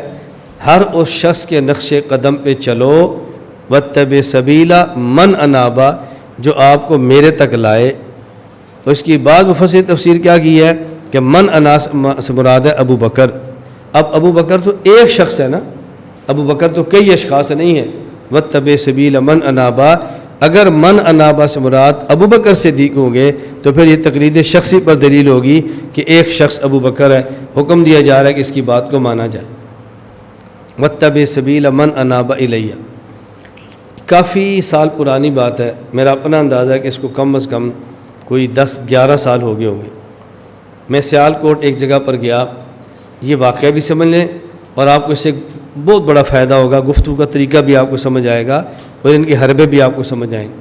میں سے گزر رہا تھا، ہمارے دوست ہے کہ تو مولانا ان کے میں رکا، تو انہوں نے کہا جی یہاں ایک غیر مقلد آج آیا تھا، اس نے کچھ سوال کیے تھے، آج ہم نے فلاں لڑکا تو اس کے گھر جانا ہے ان سے بات کرنے کے لیے، بہت اچھا ہو گیا کہ آپ آئے ہیں تو آپ چلیں۔ میں نے کہا آپ جاؤ، میں نہیں جاؤں گا۔ یہ وہ باتیں ہیں کہ جو میرے بارے میں مشہور ہے کہ مناظرے سے دوڑتا ہے۔ میں نے کہا آپ جاؤ، میں نہیں جاؤں گا۔ مجھے کہتے کیوں؟ میں نے کہا یہ جو تمہیں کہہ رہے ہیں کہ اس لڑکے کو آپ نے مطمئن کرنا ہے اور آپ نے ہمارے گھر آنا ہے، جب آپ جائیں گے تو لڑکا نہیں ہوگا، کم از کم 3 مولوی اس کے ساتھ ہوں گے اور کتابیں وہاں موجود ہوں گی۔ تمہارے پاس یہاں کتابیں موجود نہیں ہیں، جب ہم وہاں جا کے بات کریں گے تو ہمارے پاس تو کتاب نہیں ہے، تو کیسے بات ہوگی؟ اب ہمارا وقت ہے یہ مغرب کے قریب کا، گفتگو عشاء کے بعد ہونی ہے۔ نہیں ہم اچھی طرح جانتے ہیں، بڑا لڑکا ہے ہمارے گھر کا ہے، بس پہلے ہمارے ساتھ تھا، تھوڑا سا ادھر ہو گیا تو اس کی خواہش ہے مجھے سمجھا دو۔ میں نے کہا مولانا یہ میرا فن ہے، اس فن پر مجھ پر اعتماد کرو، آپ اس کو جا کر سمجھا لو، مجھے لے کر نہ جاؤ۔ میں گیا، پہلے سے 3 مولوی موجود ہوں گے، آپ تو کہہ دیں گے بھی ہمیں تو نہیں پتہ مناظرہ تھا، میں نہیں کہہ سکتا کہ اب میں واپس جاتا ہوں، میں چلا گیا تو مجھے بات کرنی پڑے گی اور میرا وہاں جانا نہ جانا پھر ذلت ہوگا اور میں نہیں اٹھ سکوں گا، اور کتابیں تو ہمارے پاس ہیں۔ نہیں مولانا صاحب تسلی دے دیں۔ میں نے کہا چلیں پھر آپ ایسا کریں کہ بازار سے کیسٹ لے لیں، ٹیپ اور کیسٹ، ٹیپ ریکارڈ لے لیں، ویڈیو نہیں ہے تو ٹیپ ریکارڈ لے لیں، گفتگو ویڈیو کریں، نہیں کر سکتے تو کم از کم آڈیو ریکارڈ کریں۔ اس کی کیا ضرورت ہے؟ میں نے کہا ضرورت ہے کہ وہ ٹیپ لائے ہوں گے۔ نہیں میں نے کہا میں جو کہہ رہا ہوں، چلو خیر ہم چلے گئے۔ جب ہم وہاں جا کر بیٹھے، 3 غیر مقلد مولوی، کتابیں ان کے ساتھ اور ریکارڈنگ کا پورا سسٹم ساتھ، اور 5-6 اپنی پسند کے لڑکے جن کو سمجھایا ہوتا ہے کہ آپ نے کام کیسے کرنا ہے وہ ساتھ ہے۔ مجھے اگر نہ یاد رہا تو مجھے اب یاد کرانا، میں آپ کو بتاؤں گا بھی کسی علاقے میں کام کرنا ہو تو کیسے کرنا ہے۔ کوئی بندہ آپ کے پاس ہے نا جی مناظرہ کرنا ہے، تو آپ نے کام کیسے کرنا ہے اور مناظرہ کیسے اور کب کرنا ہے، پھر آپ کو ہمارے پورے کام کی ترتیب سمجھ آئے گی کہ ہم کام کیسے کرتے ہیں۔ چلے گئے، 3 مولوی بیٹھے ہیں، ریکارڈر بھی موجود ہے، اور ان کی مزاج کے 5-7 لڑکے، مطلب پینٹ شرٹ اور کالجی لڑکے وہ بھی تھے۔ میں نے کہا مولانا ٹیپ؟ کہتا نہیں ہے۔ میں نے کہا لاؤ، میں گفتگو نہیں شروع کروں گا۔ انہوں نے کہا جی ہمارے پاس ہے۔ میں نے کہا اس پر میں اعتماد نہیں کرتا، ٹیپ لاؤ۔ نہیں ملے گی۔ میں نے کہا میں نہیں بات کرتا، میری ٹیپ مستقل ہوگی تو بات شروع کروں۔ اخیر ان کو شہر جانا پڑا، ایک دوست کی دکان کھلوانی پڑی اور کھلوا کر ان کو ٹیپ اور ساتھ 5 کیسٹیں لانی پڑی۔ میں نے کہا ٹھیک ہے آپ بھی ریکارڈنگ کرو، آپ بھی کرو، چلیں جی بسم اللہ پڑھیں۔ اب ہماری تقریر پر بات شروع ہو گئی۔ پوری بات تو میں نقل نہیں کر سکتا کہ ہماری 3 گھنٹے بات چلتی رہی نا، لیکن تقریر پہ بات شروع، جو میں صرف بات سمجھانا چاہتا ہوں نا کہ واتبع سبیل من اناب الیہ۔ مولوی تھا، میں نام ان کا جانتا ہوں لیکن نام میں ذکر اس لیے کرتا کہ خام خواہ مناظر اسلام مشہور ہوگا کہ بہت بڑا آدمی ہے، حالانکہ اس کی ذلت کی تھی، وہ نہیں، علماء سے آپ پوچھیں۔ اس نے دوران گفتگو کہا کہ شیخ الہند مولوی محمود حسن کی کتاب ہے ایضاح الادلہ، اس میں انہوں نے تحریف کی ہے۔ قرآن کریم کی آیت ہے وَإِذَا جَاءَهُمْ أَمْرٌ مِّنَ الْأَمْنِ أَوِ الْخَوْفِ أَذَاعُوا بِهِ وَلَوْ رَدُّوهُ إِلَى الرَّسُولِ وَإِلَىٰ أُولِي الْأَمْرِ، تو ان نے الی الرسول کو چھوڑ دیا ہے، صرف الی اولی الامر کو ذکر کیا ہے۔ اب سمجھ آ گئی؟ اور واقعتاً ایضاح الادلہ میں ایسے ہی لکھا ہوا تھا، پہلے ایڈیشن میں ایسے ہی تھا۔ انہوں نے کہا دیکھو جی تعریف کی ہے اللہ کی شان، بس یہ تو مناظر کا کام ہوتا ہے نا، گرفت رکھنا، اور اللہ پاک مخالف سے غلطیاں کروائیں تو گرفت تو پھر آپ نے کرنی ہے نا۔ اس نے یہ آیت پڑھی نا واتبع سبیل من اناب الیہ، اس خود غیر مقلد نے تو مجھے جو میں نے دلیل کے طور پہ پیش کی، مجھے کہتا ہے ابھی جو آپ نے آیت پڑھی ہے نا وَاتَّبِعْ مَنْ أَنَابَ إِلَيَّ، اس کا معنی یہ ہے، میں نے فوراً نوٹ کر لیا۔ اب گفتگو کر رہا تھا، شیخ الہند نے تعریف کی ہے اور آیت پڑھ دی جو آپ نے وَاتَّبِعْ مَنْ أَنَابَ إِلَيَّ پڑھی ہے نا، اس کا معنی یہ ہے۔ میں نے کہا مولانا آپ سے گفتگو تقلید پر نہیں ہوگی، آپ سے گفتگو تحریف پر ہوگی۔ میں قرآن کی تعریف کرنے والے کو کافر سمجھتا ہوں، اور تم نے بھی وَاتَّبِعْ مَنْ أَنَابَ إِلَيَّ پڑھا ہے، جبکہ قرآن میں وَاتَّبِعْ سَبِيلَ مَنْ أَنَابَ إِلَيَّ ہے، تم نے تعریف کی ہے۔ تعریف سے بندہ کافر ہو جاتا ہے، اس پر بات کرو مجھ سے۔ مجھے کہتا ہے جو بس میری زبان سے غلطی سے نکل گیا ہے۔ میں نے کہا جس طرح تیری زبان سے غلطی سے نکلا نا، اس طرح شیخ الہند کی قلم سے غلطی سے نکلا ہے۔ اگر غلطی سے زبان سے نکلنا ایک تعریف نہیں ہے تو غلطی سے لکھ دینا بھی تعریف نہیں ہے۔ غلطی سے لکھ دینا تعریف ہے تو بولنا بھی تعریف ہے۔ شیخ الہند کو مسلمان نہیں ماننا تو تو خود رہا کہ میں بھی کافر ہوں، اور اگر تو مسلمان ہے تو تجھے کہنا پڑے گا شیخ الہند سے غلطی ہے۔ اگلی بات بعد میں شروع کریں گے، پڑھ بسم اللہ۔ اس نے کہا جی میں تسلیم کرتا ہوں۔ میں نے کہا چلو اب شروع کرو۔ میدان مناظرہ میں مخالف مناظر کی کمی آ جائے، کمزوری، اس کو چھوڑ دینا یہ دنیا کی پرلے درجے کی حماقت ہوتی ہے۔ اس پر اس کو ایسا پکڑو نا کہ بس اس کی نسلیں یاد رکھیں کہ میں کہاں پھنسی ہوں۔ آپ رفع الیدین کا مناظرہ ہے، ترک رفع الیدین کا آپ دیکھیں، یہ گجرا والا مناظرہ تھا۔ میں نے مناظرہ آج تک نہیں کیا، کبھی۔ جب شروع مناظرے تھے تو میں شرائط لکھ کے دیتا اور صدر مناظرہ بنتا اور بیٹھ کے مناظرے کرواتا تھا، بیٹھ کے یہ چٹ ایسے میں نے مناظر چلاتا تھا پورا۔ ہم نے بہت مناظرے اس پر کیے۔ اب میں نے صدر بننا بھی چھوڑ دیا ہے، اس لیے کہ ہماری ٹیم تیار ہو گئی ہے، صدر بھی ہے، میری ضرورت نہیں ہے۔ میری پہلے دن سے پالیسی تھی کہ میں نے مناظرے نہیں کرنے، لیکن چونکہ چیلنج آ گیا ہے قبول بھی کرنا ہے، لہذا میں صدر، یہ میرے مناظر اور یہ معاون، اور پھر میں درمیان میں مناظر تیار کرا کے چلاتا تھا۔ گجرا والا مناظرہ تھا اور اس میں یہ طے کر دیا گیا کہ جو شخص موضوع سے ہٹ کر بات کرے گا اس کی شکست ہوگی، ٹھیک ہے۔ اب ہمارے جو مناظر تھے، اس نے ترک رفع الیدین میں جب مناظرے کی بات کی تو اس نے ایک دلیل پیش کر دی۔ دلیل یہ پیش کی کہ نبی پاک صلی اللہ علیہ وسلم جب رفع الیدین فرماتے تو شروع کا بھی، رکوع کا بھی، سجدے کا بھی، فلاں اس طرح کر کے، اور جب مکہ میں تھے فرماتے مدینہ منورہ ہے تو آپ نے چھوڑ دیا اور یہ شروع والا رہ گیا اور رکوع والا ختم ہو گیا۔ اخبار فقہاء والمحدثین کا حوالہ دیا۔ اب جو مقابل غیر مقلد تھا نا، اس نے پکڑا جو صدر تھا۔ صدر کہنے لگا ایک منٹ، آپ ان کی طرز نہیں جانتے، خاموش خاموش خاموش۔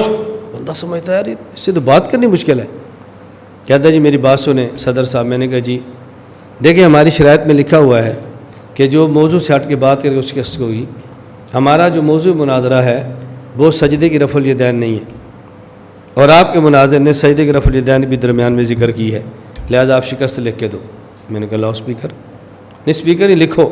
میں نے کہا تو نے اسپیکر پہ بات کی تو میں بھی اسپیکر پہ کروں گا نا، دو مائک۔ نہیں میں نے کہا مائک دے گا نہیں تو بات کیسے ہوگی؟ بھائی جو تو نے بات کی اس کا جواب تو میں نے دینا ہے نا، اس کے بعد لکھیں گے۔ نہیں میں نے کہا بھائی جواب دوں گا تو بات چلے گی، تیرے سوال پر ہم لکھ دیں کیسے ہو سکتا ہے؟ اب لوگوں نے کہا بھی مائک تو دو۔ ان کو پتہ تھا کہ اس نے اپنے مناظر کو نکال لینا ہے اور کوئی نہ کوئی اس نے نئی مصیبت کھڑی کر دینی ہے۔ میں نے مائک پکڑ لیا، میں نے مائک پکڑ کر کہا اس صدر مناظر کو، میں نے کہا مجھے آپ کی بات سے اتفاق ہے کہ جب آدمی شرائط سے ہٹ کے بعد اس کی شکست ہوتی ہے۔ آپ ذرا 3-4 کلپ پیچھے چلے، 3-4 ٹرمیں پیچھے چلے۔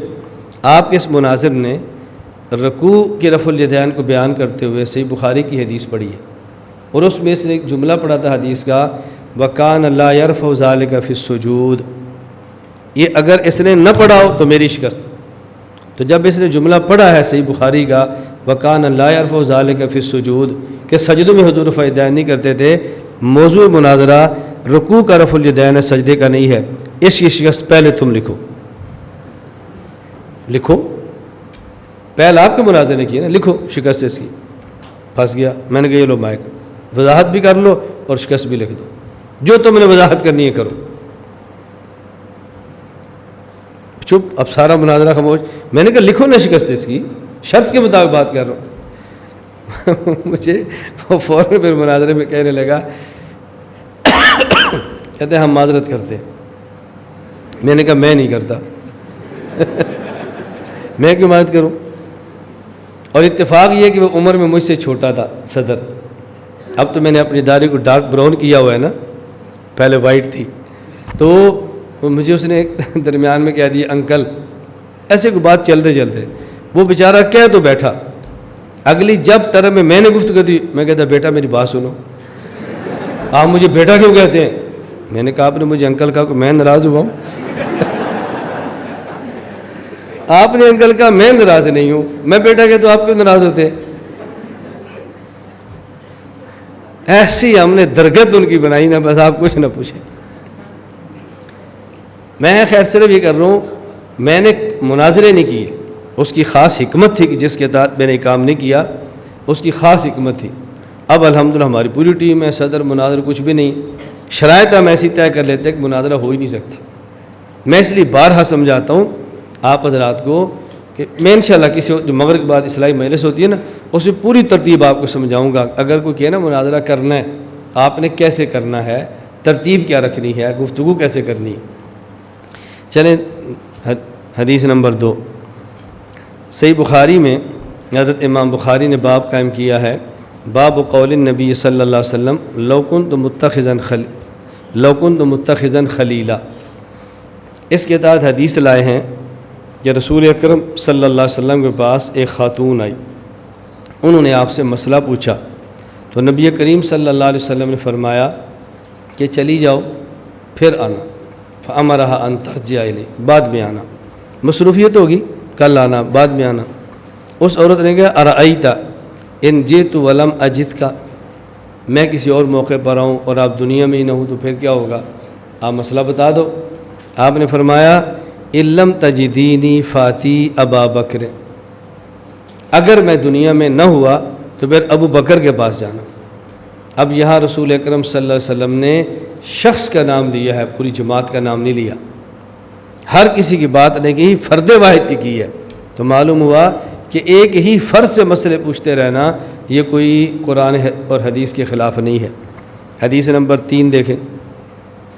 یہ اب حضرت عبداللہ بن عباس رضی اللہ عنہما، یہ صحیح بخاری کتاب الحج اذا حاجت المرأہ. مسئلہ کیا ہے کہ حضرت عبداللہ بن عباس رضی اللہ تعالی عنہما سے لوگوں نے مسئلہ پوچھا، اور پوچھنے والے وہ تھے جو مدینہ منورہ سے آئے تھے، اور مدینہ منورہ میں تقلید اور مسئلے ہوتے ہیں زید بن ثابت رضی اللہ عنہ کے.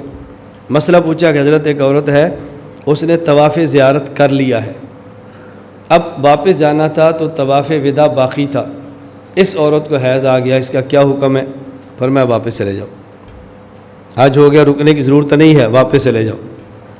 اب انہوں نے جملہ یہ کہا کہ لا ناخذ بقولک وندع قول زید.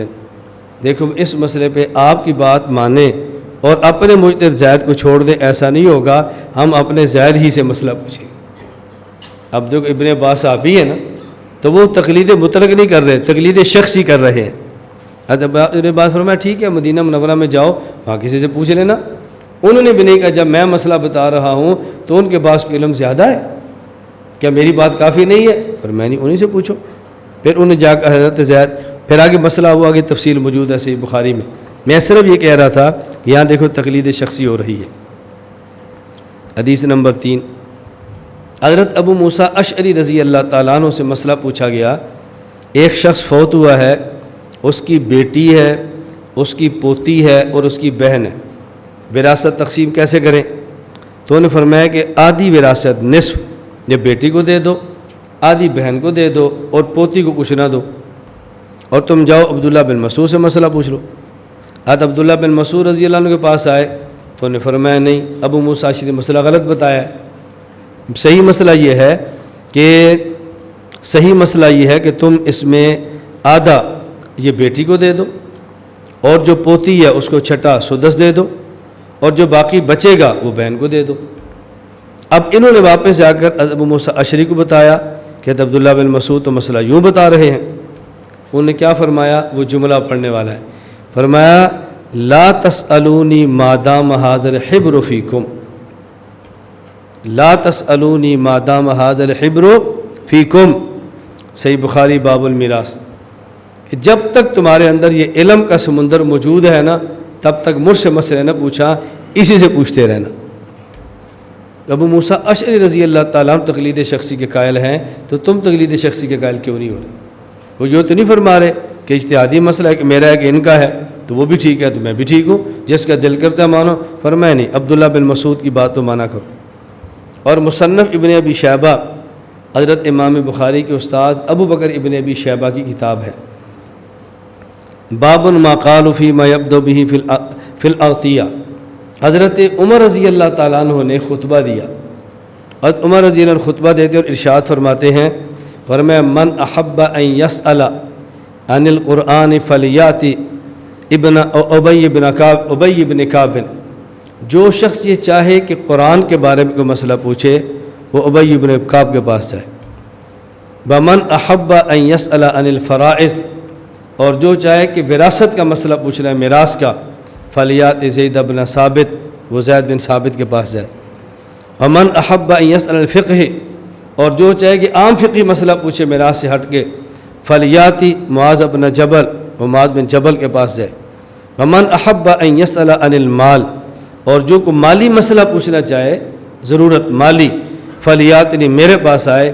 فإن اللہ جعلنی خازنہ وقاسمہ، اللہ نے مجھے تمہارے خزانے کا یہ خازن بنایا ہے، میں اس پر متعین ہوں اور میں تقسیم کرنے والا بھی ہوں۔ اب حضرت عمر بن خطاب رضی اللہ تعالیٰ عنہ کس طرح فرما رہے ہیں کہ یہ فن فلاں سے پوچھو، یہ فن فلاں سے پوچھو؟ اب اسے بات صاف ثابت سمجھ آ رہی ہے کہ دیکھیں، جو صاحب فن ہے اس فن کا مسئلہ اسی سے پوچھو، کسی اور سے دائیں بائیں جانے کی ضرورت نہیں۔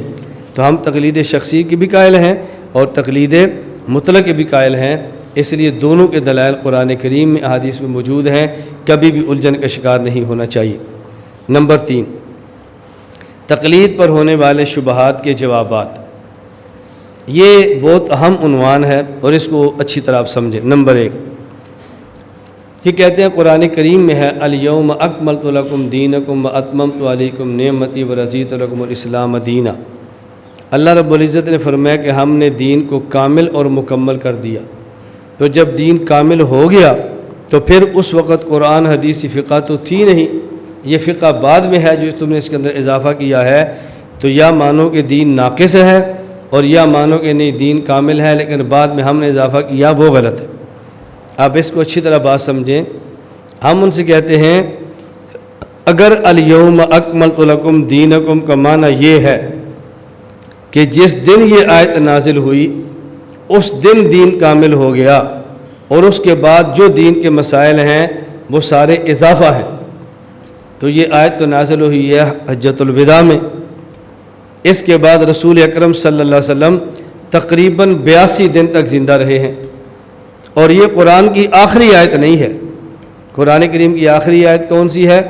واتقوا یوما ترجعون فیہ الی اللہ، آخری آیت تو وہ ہے۔ اگر اس آیت کا معنی کہ اس کے بعد جو بھی ہوگا وہ دین کے کامل ہونے کے خلاف ہوگا، تو پھر آخری آیت واتقوا یوما ترجعون، یہ آیت بھی سمجھو کہ دین کے کامل ہونے کے خلاف ہے اور آیت کو قرآن سے نکال دو۔ اگر اس آیت کا معنی یہ ہے کہ نہیں اس کے بعد جو کچھ مسئلے آئیں گے سب دین کامل ہونے کے خلاف ہے، تو 82 دن کی رسول اللہ صلی اللہ علیہ وسلم کو جو احادیث ہے اس کو بھی نکال دو، کیونکہ وہ تو دین کے کامل ہونے کے بعد آئی ہیں۔ اب فوراً کہتے ہیں نہیں، یہاں الیوم سے مراد یہ نہیں ہے، بلکہ الیوم سے مراد عرفی معنی ہے۔ عرف میں الیوم کا معنی وہ دن نہیں ہوتا جس دن بات کی جا رہی ہے، وہاں الیوم کا معنی ہوتا ہے آج کا وقت، آج کا دور، آج کا زمانہ، یہ مطلب ہوتا ہے۔ تو اس کا مطلب یہ تھا۔ اب الیوم اکملت لکم مراد یہ ہے کہ اللہ کے نبی فرما رہے ہیں کہ میرے دور میں اللہ نے دین کو کامل کر دیا۔ ہم نے کہا جس طرح الیوم کا جو حقیقی معنی تھا وہ چھوڑا اور عرفی معنی لیا ہے، تو پھر اکملت سے مراد وہ نہیں جو آپ نے لیا ہے کہ اب مکمل ہو گیا اور اس کے بعد جو بھی ہوگا وہ اضافہ ہوگا۔ اس کا معنی ہرگز یہ نہیں، اس کا معنی یہ ہے کہ جو چیزیں قیامت تک کے مسلمان کو دین کے لیے چاہیے تھی ہم نے وہ سب کچھ دے کے دین کو کامل کر دیا ہے۔ کچھ مسائل ایسے ہیں جو قرآن کریم کے اندر ہیں، ہمیں تمہیں قرآن دے دیا ہے۔ کچھ مسائل ایسے ہیں جو احادیث کے اندر ہیں، ہم نے تمہیں احادیث دے دی ہے۔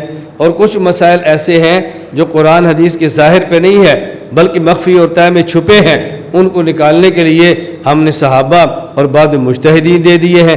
تو دین کے کامل ہونے کا معنی یہ ہے کہ جو مسائل قرآن کے ظاہر پر تھے وہ بھی دے دیے، حدیث کے ظاہر پر تھے وہ بھی دے دیے، قرآن و حدیث کی طے میں تھے، ان کو نکالنے کے لیے ہم نے اصول بھی دے دیے، قرآن، حدیث، اجماع اور سنت، اور ان اصولوں کی روشنی میں مسائل نکال کر دینے والے افراد مجتہدین بھی دے دیے۔ یہ معنی ہے کہ ہم نے دین کو کامل کر دیا ہے، یہ معنی ہے کہ ہم نے دین کو کامل کر دیا ہے۔ ایک بات بہت اچھی طرح سمجھنا کہ انکار فقہ یہ خدمت اسلام کی ہے یا خدمت عیسائیت کی ہے؟ انکار فقہ یہ خدمت اسلام کی ہے یا عیسائیت اور یہودیت کی ہے؟ میں سمجھتا ہوں انکار فقہ یہ اسلام کی خدمت نہیں ہے، یہ یہودیت اور عیسائیت کی ہے۔ آپ کہو گے کیسے؟ یہودی اور عیسائی اگر ہم سے پوچھیں کہ تورات، انجیل یہ بھی آسمانی کتابیں ہیں اور قرآن کریم بھی آسمانی کتاب ہے، تو تورات اور انجیل کے ہوتے ہوئے نئی آسمانی کتاب آپ لیتے ہو، تورات انجیل کو کیوں چھوڑتے ہو؟ جہاں ہمارے اور جوابات ہیں کہ یہ منسوخ ہے، یہ محرف ہے، اور جوابات ہیں۔ ایک جواب ذہن نشین فرمانا، اگر تورات اور انجیل منسوخ بھی نہ ہو، تورات اور انجیل تحریف شدہ بھی نہ ہو، پھر بھی ہم قرآن کریم کو لے کے تورات انجیل کو چھوڑیں گے۔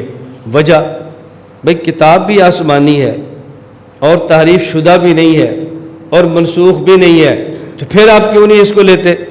پھر قرآن کریم کیوں لیتے ہو؟ ہم نے کہا وجہ یہ ہے کہ موجودہ دور میں جو مسائل ہیں، ان مسائل کا حل قرآن اور کریم کے اندر ہے، ان مسائل کا حل تورات اور انجیل کے اندر موجود نہیں۔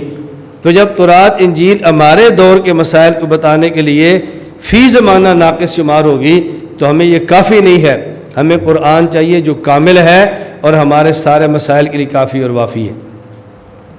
آپ کے اوپر پھر سوال ہو جائے گا کہ کتنے مسائل ایسے ہیں جو قرآن کریم میں نہیں ہیں، اور جب ہم مسئلہ پوچھتے ہیں نماز فرض ہے، آپ کہتے ہو جی ہاں، قرآن کریم سے ثابت کرو گے، آپ تعویل کرو گے۔ اچھا رکعتیں کتنی ہیں؟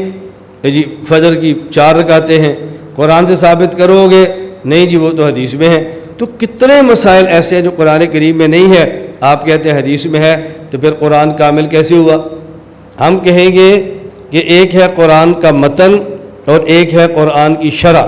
قرآن کامل کتاب ہے کہ بعض مسائل قرآن کے متن میں ہیں اور بعض مسائل قرآن کی شرح حدیث میں ہیں۔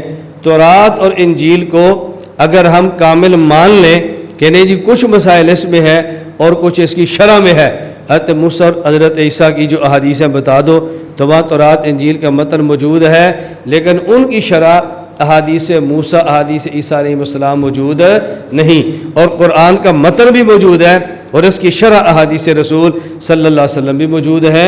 تو کامل ہونے کا معنی یہ ہے کہ کوئی مسئلہ متن کے اندر ہوگا اور کوئی مسئلہ شرح کے اندر ہوگا۔ اچھا پھر وہ اگر آپ سے کہہ دیں کہ جی بہت سارے مسائل ایسے ہیں جو قرآن کریم کے متن کے اندر بھی نہیں ہے اور قرآن کی شرح حدیث کے اندر بھی نہیں ہے، آپ اس کے لیے استنباط کرتے ہو اور مسئلے پیش کرتے ہو، تو قرآن تو پھر بھی کامل نہ ہوا۔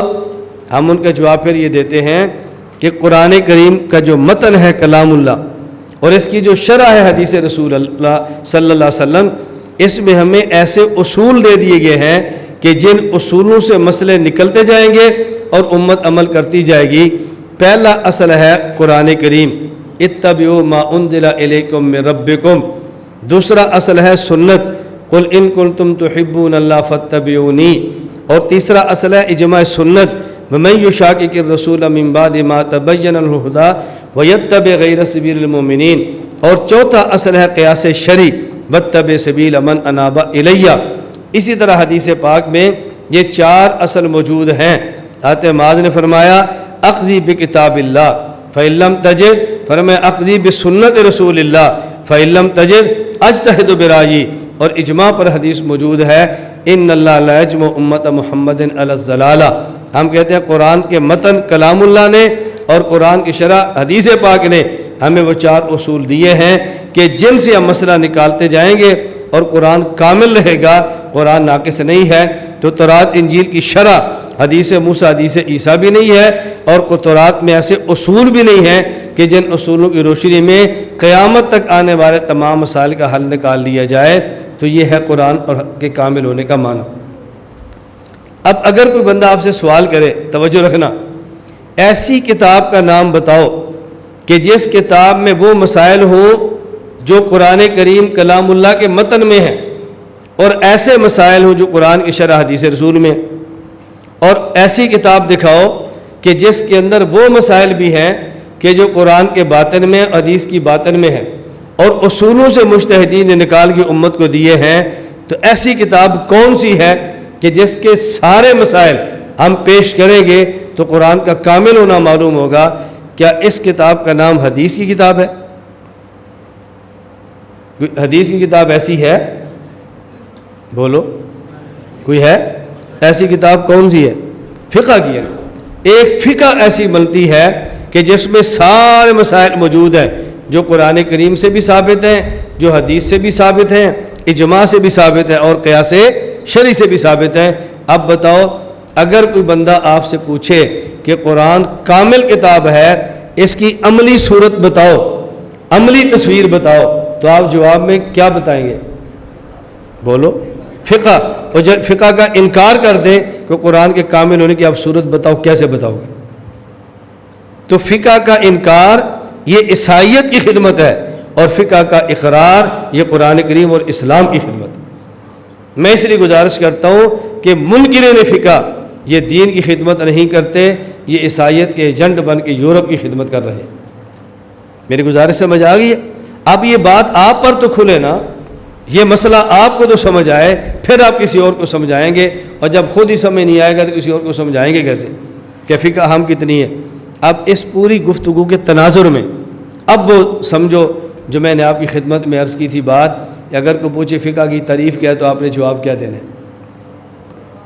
آپ سمجھ آئی بات؟ اس گفتگو کے تناظر میں سمجھو، اگر کوئی پوچھے فقہ کسے کہتے ہیں تو آپ کہیں گے قرآن، حدیث، اجماع اور ثابت شدہ مسائل کا نام فقہ ہے۔ یہ گفتگو پوری آپ کے ذہن میں نہ ہو تو آپ فقہ کی یہ تعریف کریں گے تو مانے گا کون؟ اور میں یہ بات آپ کی خدمت میں پھر عرض کرتا ہوں، حضرت مولانا قاسم نانوتوی رحمۃ اللہ تحذیر الناس لکھی ہے، انشاءاللہ آپ سب کل پڑھیں گے انشاءاللہ، اور کتنی مشکل ہے آپ اس کا اندازہ نہیں کر سکتے، لیکن جب پڑھیں گے نا تو آپ سمجھیں گے ہم سورۃ الفاتحہ پڑھ رہے ہیں۔ اس پر میں خدا کا جتنا شکر ادا کروں کم ہے کہ مغلق سے مغلق بات اللہ ایسے آسان فرما دیتے ہیں کہ ہمیں محسوس نہیں ہوتا کہ مشکل بھی ہے کہ نہیں۔ حضرت نے اس میں ایک عجیب بات لکھی ہے جو بات میں سمجھانا چاہ رہا ہوں۔ یہ میں کیوں کہہ رہا ہوں؟ میں نے اتنی گفتگو بھی کی ہے اور یہ فقہ کی تعریف بھی کی ہے، کل کو آپ کے ذہن میں آئے جو ہمارے معتقد ہیں وہ کہیں گے کہ استاد جی بہت بڑے آدمی ہیں، دیکھو یار کیسی تحقیق فرمائی ہے، اور جو ہمارے مخالف ہیں وہ کہیں گے یار ایسی بات کہ بزرگوں نے لکھی نہیں ہے۔ اب دو طبقے پیدا ہو گئے نا، ہمیں دونوں نہیں چاہیے، ہمیں تیسرا طبقہ چاہیے جو معتدل ہو۔ حضرت مولانا نے تحذیر الناس میں جو حدیث پاک کی شرح فرمائی ہے جس پر میں بات کروں گا، اور جو خاتم النبیین کا معنی بیان فرمایا ہے وہ میں سمجھاؤں گا۔ اس کے سمجھانے کے بعد حضرت ایک جملہ ارشاد فرماتے ہیں، میں پڑھ کے سناؤں گا۔ مانوتوی فرمانے لگے، یہ جو بات میں نے کی ہے آپ زیادہ سے زیادہ یہ کہہ سکتے ہیں کہ یہ بات کسی اور نے کی، میں نے کی ہے، اور اگر کوئی چھوٹا آدمی پتے کی بات کہہ دے تو اس سے بڑا نہیں بن جاتا، وہ چھوٹا ہی رہتا ہے۔ حضرت کی بات اب کتنی عجیب فرمایا اگر کوئی چھوٹا آدمی پتے کی بات کہہ دے وہ بڑا نہیں بنتا، وہ چھوٹا ہی رہتا ہے۔ میں یہ ذہن سازی اس لیے کر رہا ہوں کہ ہمارے اکابر کے دور میں، مولانا قاسم نانوتوی رحمہ اللہ کے دور میں جو فتنہ سامنے تھا، اللہ نے ان کا کام، ان کا رد کرنے کے لیے تعبیرات اور تشریحات کا الہام اللہ نے مولانا قاسم نانوتوی کے دل پہ ڈالا ہے۔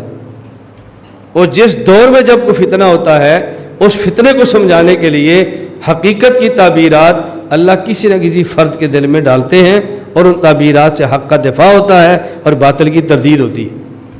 اور یہ ہمارے ساتھ نہیں، ہر اس بندے کے ساتھ جس نے کام کیا ہے اس کے موافق بھی ہوتے ہیں اور مخالف بھی ہوتے ہیں، لیکن جب وہ فتنے کے رد میں کام کرتا ہے تو پھر مخالفین کو مخالف سمجھتا ہے، موافقین کو موافق سمجھتا ہے، موافقین کو اللہ کا انعام سمجھتا ہے اور مخالفین کو بھی اللہ کا انعام سمجھتا ہے کہ اس کی اصلاح کا ذریعہ ہوتے ہیں اور رفع درجات کا سبب بنتے ہیں۔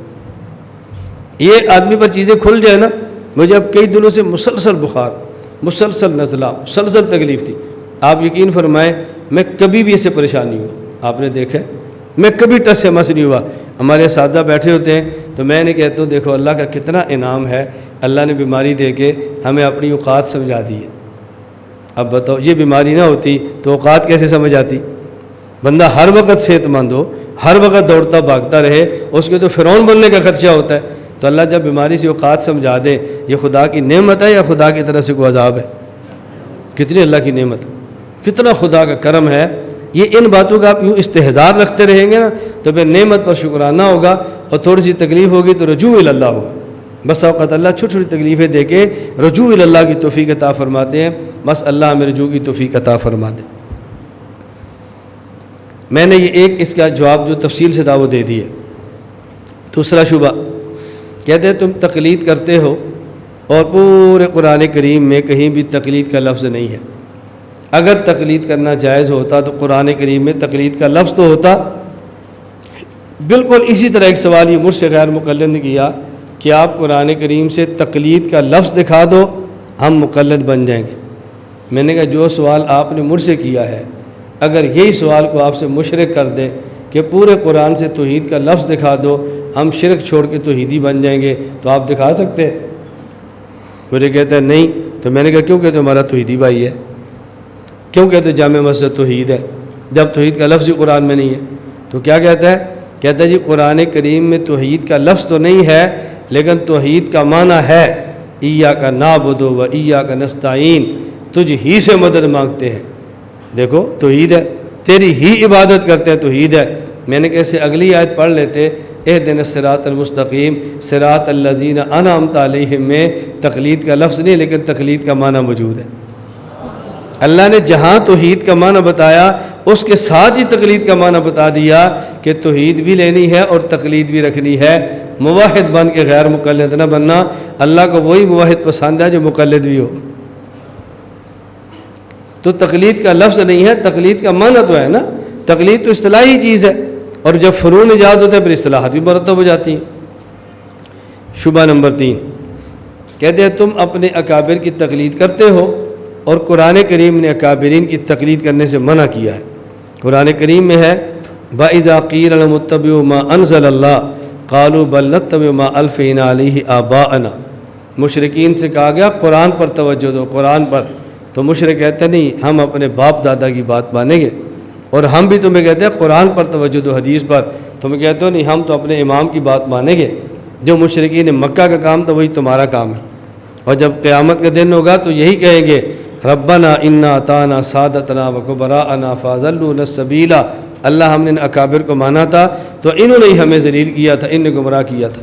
دیکھو قرآن تمہارے خلاف ہے۔ ہم نے کہ بات سمجھو، جس طرح آپ نے ایاک نعبد و ایاک نستعین پڑھا اور توحید کو مان لیا، اہدنا الصراط المستقیم کو چھوڑا، نہیں سمجھا تو تقلید کا انکار کر دیا۔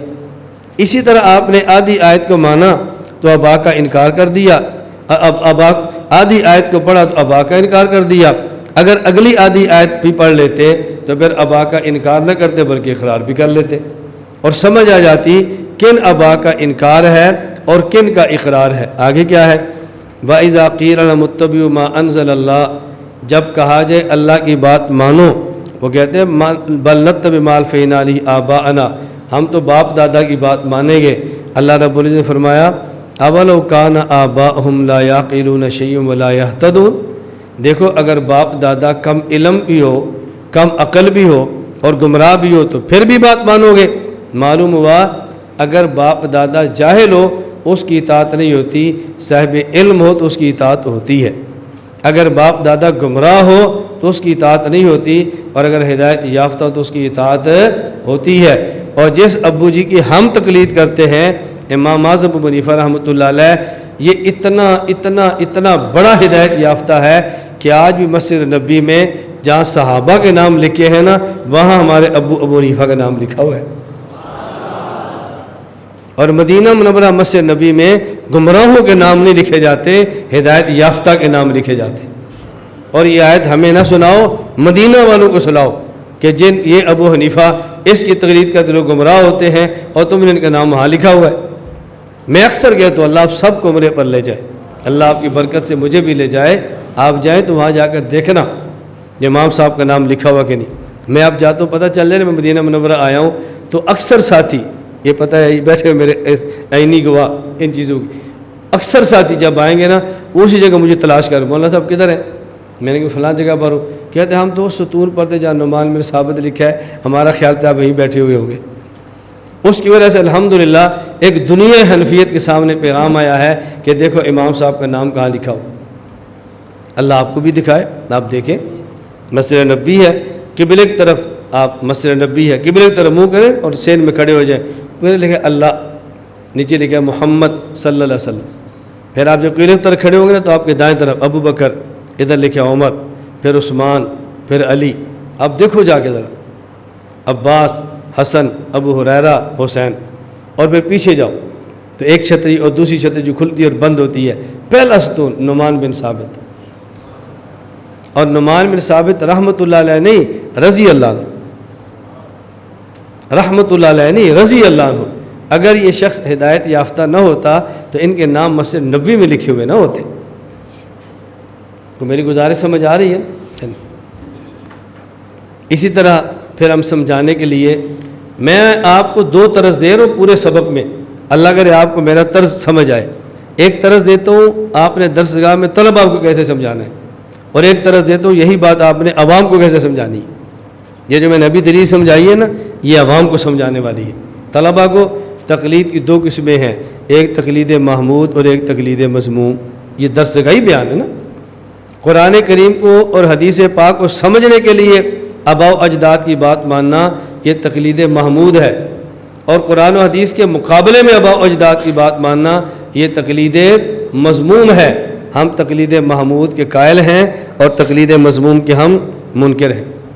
شبہ نمبر 4، کہتے ہیں جو خیر القرون کا دور تھا، صحابہ کرام کا، تابعین کا، اتباع تابعین رضی اللہ عنہم، تو کیا اس دور میں بھی لوگ کسی کی تقلید کرتے تھے؟